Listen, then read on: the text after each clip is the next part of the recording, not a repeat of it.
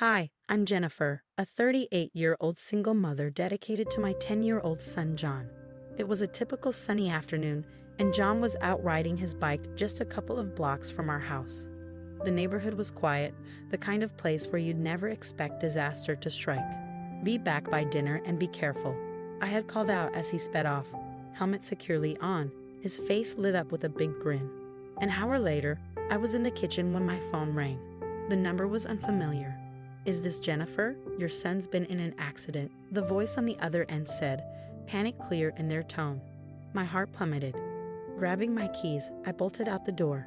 When I arrived at the scene, chaos unfolded before me. Ambulance sirens wailing, neighbors gathered in shock, and there, in the middle of it all, was John, lying on the ground, clearly in pain.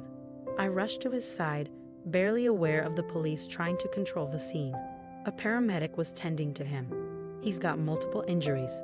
We need to get him to the hospital right away," they said as they loaded him into the ambulance. It was then that I noticed my father's car nearby, its front bumper crumpled. My stomach twisted, a mix of fear and fury rising within me. At the hospital, the full scope of John's injuries was revealed. Multiple fractures and a traumatic brain injury. As the doctors prepared him for surgery, my father, John, appeared, disheveled, reeking of alcohol. "It was just an accident, Jennifer. I didn't see him. He came out of nowhere," he mumbled, his voice shaky. "Just an accident. You were drinking and driving, and you hit your own grandson," I snapped, my voice trembling with anger. "Jennifer, you know how the police blow things out of proportion. We can sort this out as a family. No need to get the law involved," he whispered urgently. I glared at him, my voice rising. "Sort this out? John could have died because of your recklessness. I'm not covering this up, I'm pressing charges." His expression hardened. "You do that, and you're no daughter of mine." He stormed off, leaving me to face the harsh reality of my decision. Pressing charges would mean tearing our family apart. But as I watched my son being wheeled into surgery, I knew I had no other choice. His safety, his life, meant more than any family loyalty. "Mom, it's going to be okay," John whispered weakly, trying to offer me a brave smile as they took him away. I squeezed his hand. "I know, honey. I'm here, and I'm going to make sure of it." The fallout was immediate.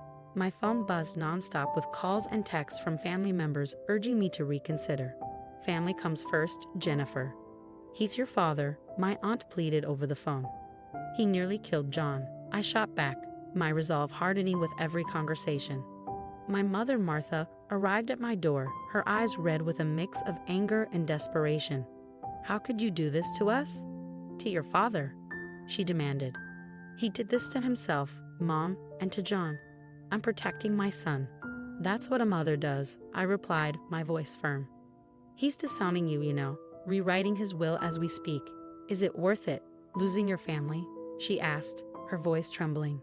"If it means justice for John, yes, it's worth it," I said, standing my ground, though her words stung. As my family turned their backs on me, I found unexpected support in my neighbor Linda. She became my pillar, bringing meals, sitting with me late into the night, listening to my worries. "You're doing the right thing, Jennifer. It's not easy, but it's right," she reassured me as we watched the sunset one evening. "I just wish it didn't cost so much," I admitted, feeling the weight of my family's estrangement. "Some costs are necessary. You're teaching John to stand up for what's right.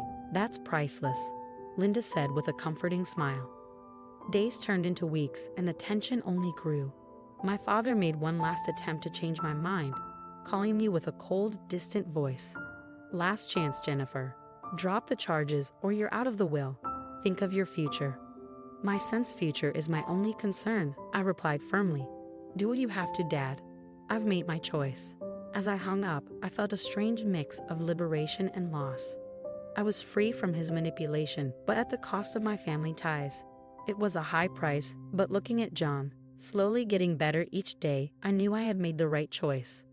With Linda's help, the community rallied around us, organizing support for John's medical bills and offering the emotional comfort my family no longer provided.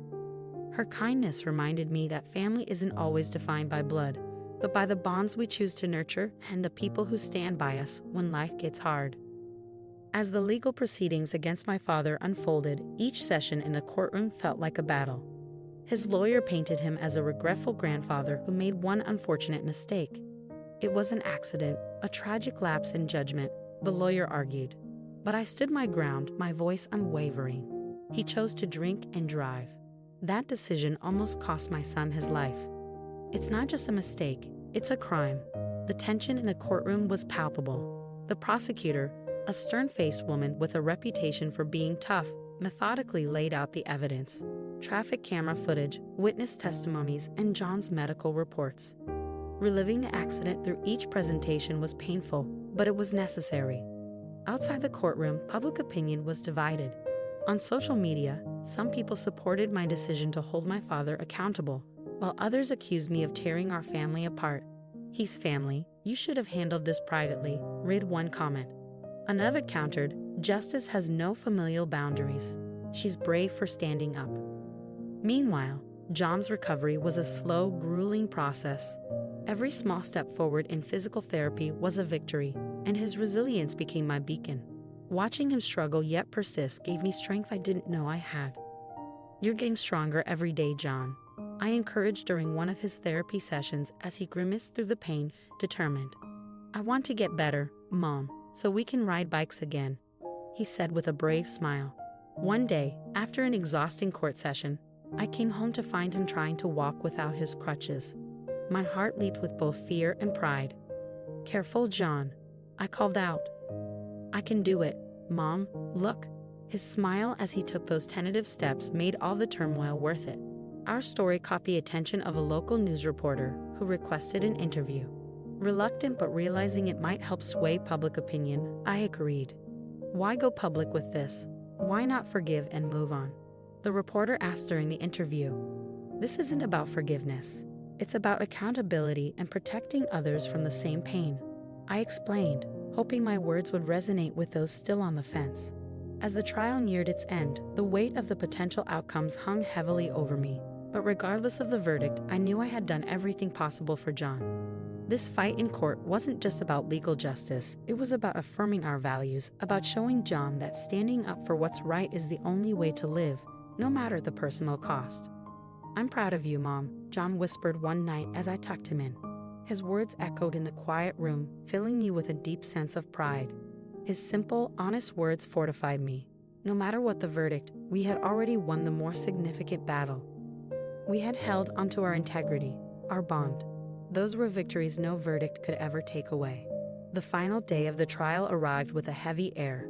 The courtroom was packed, the tension almost unbearable as we waited for the judge's decision. Despite the overwhelming evidence we presented, the defense had exploited every legal loophole, casting doubt wherever they could. The evidence presented is circumstantial at best. My client deeply regrets his actions, but this was an accident, not a deliberate act of harm, my father's lawyer concluded, giving a confident nod to the judge. As the judge began to speak, my heart pounded so loudly I could barely hear his words. While there is no doubt that Mr. J's actions were reckless, the burden of proof for intent has not been sufficiently met. His words stung like a physical blow. "Not guilty." The gavel fell, its sound shattering my hopes for legal justice. My father, looking relieved but not happy, avoided my gaze as he quickly left the courtroom. "Can you believe this?" I whispered to my friend Linda, who sat beside me, her hand gripping mine in silent support. "It's not right, Jennifer. John deserved better," she said, her voice tight with frustration. As we exited the courthouse, reporters swarmed around, their cameras clicking, questions flying like arrows. "How do you feel about the verdict?" one asked, his microphone thrust in my direction. "This isn't the end. Justice comes in many forms, and today's decision isn't where the story concludes," I said, my voice steady, though inside I felt broken. At home, John sensed the somber mood and tried to comfort me. "It's okay, Mom, we know the truth." "Yes, we do," I said, squeezing his hand and forcing a smile, though the disappointment gnawed at me. That night, unable to sleep, I scrolled aimlessly through social media, where heated discussions about our case raged on. Some expressed outrage at the verdict, while others blamed me for the family fallout. I turned off my phone, feeling more isolated than ever, but still determined to move forward. Weeks passed, and life settled into a new rhythm. John's recovery progressed, and his resilience inspired me daily. But the shadow of the trial and my father's betrayal lingered like a dark cloud over our healing. Then one rainy evening, Linda knocked on my door, her face unusually grave. "Have you heard about your father?" "No, what happened?" I braced myself for more bad news. "There's been an accident. He was driving, still drinking, and crashed." "It's bad, Jennifer. He's in the hospital." The news hit me like a punch to the gut. Despite everything, he was still my father. A confusing mix of concern and a vindictive sense of poetic justice washed over me. I sat down, trying to process the whirlwind of emotions inside me. "Are you going to see him?" Linda asked gently. I paused, considering. "No, his path is his own now. I have to focus on what's best for John and me." Days turned into weeks, and news came that my father's injuries had left him unable to walk, his life forever altered. His financial situation had deteriorated too, with medical bills piling up, compounded by a lack of insurance due to his drinking habits. It seemed fate had delivered its own harsh verdict. "Mom, are you okay?" John's voice pulled me from my thoughts one evening as we sat watching the sunset. "I am, honey.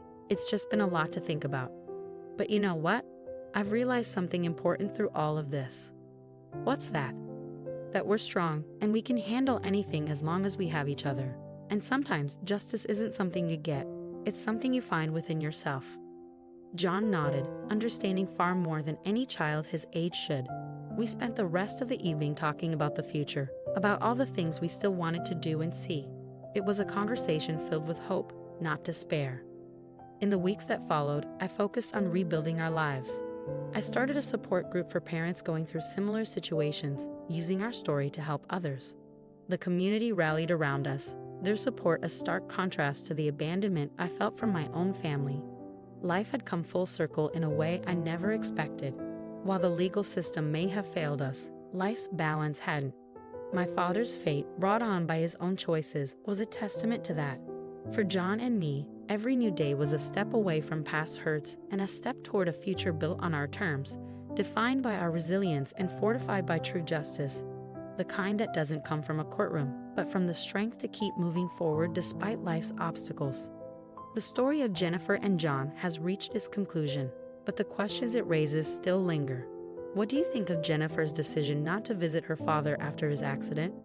Was her choice to focus solely on her and John's well-being justified, or should she have forgiven her father despite the pain he caused? Drop your thoughts in the comments below.